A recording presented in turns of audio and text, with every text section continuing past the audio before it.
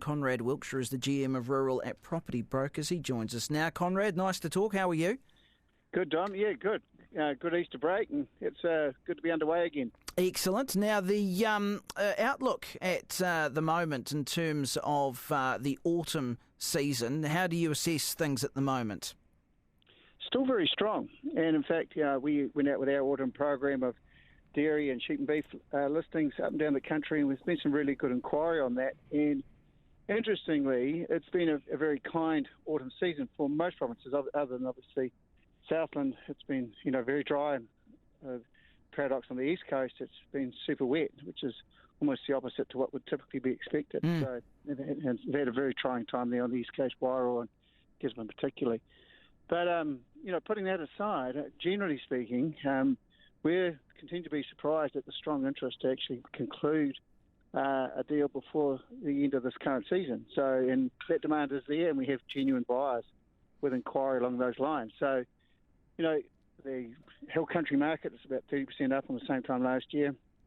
And there's some question marks around some of the ETS policy settings and the like, but there's still strong farmer demand out there that we're seeing very genuinely. We've got some excellent listings that reflect that. And then equally on the dairy, it's significantly up, particularly in the likes of the Waikato and Canterbury, and we're seeing some good offerings coming forward in Taranaki too. So, I suppose if I was to stand back from it all, is those that want to maybe de-risk next season, or they've had a change in staffing policy or whatever might have transpired, and they're looking at their options for next season and contemplating whether they take a shot at a sale. It's been a kind autumn for most parts, and we are definitely able to get something underway at relatively short notice. So with the dairy outlook, you mentioned there's still strong sales, and it's still not too late to market those dairy properties? No, definitely not. And, look, we can get over all the properties. It's not wet. Pasture conditions are good. And, it's been a reasonably favourable season. So, on the whole, there's nothing stopping us getting in front of the market and actually putting some opportunities in front of buyers. Very good. Conrad Wilkshire from Property Brokers. As always, good to get your thoughts, your expertise, and we will talk again in a few weeks. Take care. And, congratulations on what has been a great new show format for you. Oh, well, thank you very much. And it's good to have you a part of it, Conrad. Appreciate it. To get you on the show and run some things by you. Firstly, what are the top tips you'd give to drivers on the road this weekend? Well, I think the main thing is we all are going to be expecting that there's going to be a lot more people out moving around the country for the long weekend. So probably the first thing I'd say to people is book your trip in advance. So plan it out, give yourself heaps of time to get to your destination.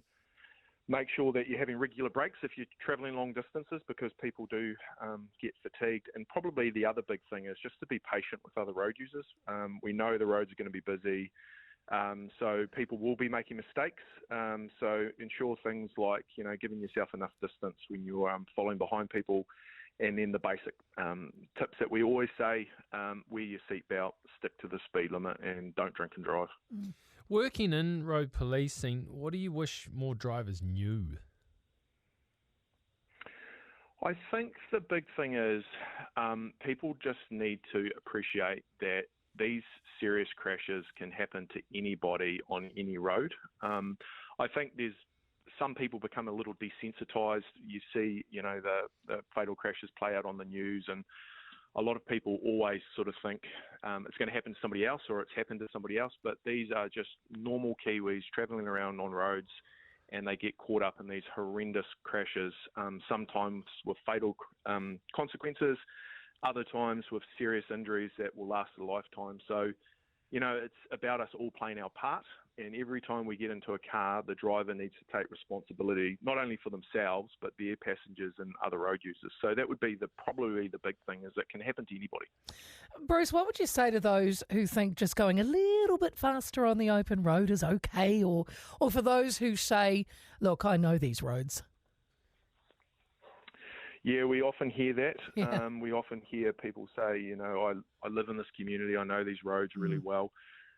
What I would say is, look, any extra speed that you are doing on the road can have tragic consequences. Unfortunately, we see it play out sometimes on a daily basis, to be fair. And it is those situations where somebody's gone a little bit quick around a particular corner that they've maybe have driven through multiple times and end up upside down in a ditch, or lose control, cross onto the centre line and collide with an oncoming vehicle. So, look, it's just not worth it.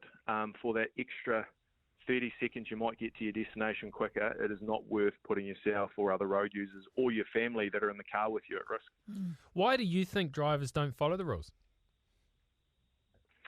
I think there's some complacency, Mark. I think people, genuinely make mistakes. The phone will ring in the car, so they pick it up. They're distracted for a couple of seconds, and unfortunately that will end in tragic consequences. People are just moments in attention, go through a red light. So a lot of the times I believe it's just genuine mistakes that are occurring, and that's why we constantly remind people to be paying attention while they are travelling around.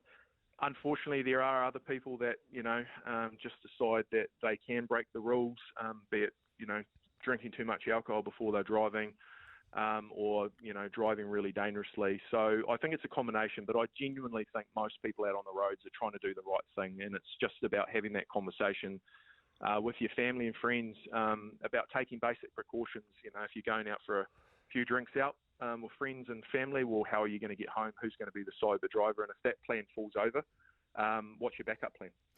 Bruce, for our listeners tuning in at the moment, how can they help? How can we all help to be safer on the roads this weekend?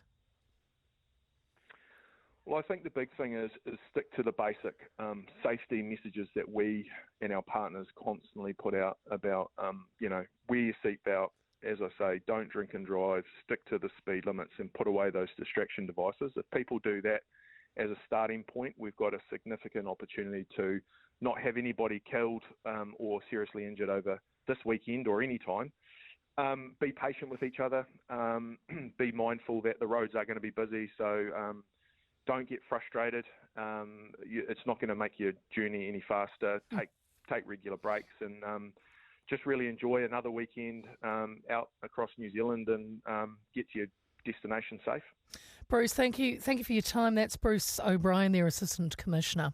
Most other appliances come with a 2-year warranty, but not Palmco. They stand by their appliances with a 7-year warranty. That's like 1,825 more dishwasher cycles. Quality, affordability, 7-year warranty. Palmco. By Kiwis, for Kiwis. A very special offer from Life Pharmacy this long weekend. Get 15% off top beauty and fragrance brands and 20% off Lancome. Plus earn points every time you shop, in-store and online. Only at Life Pharmacy. Ends Monday.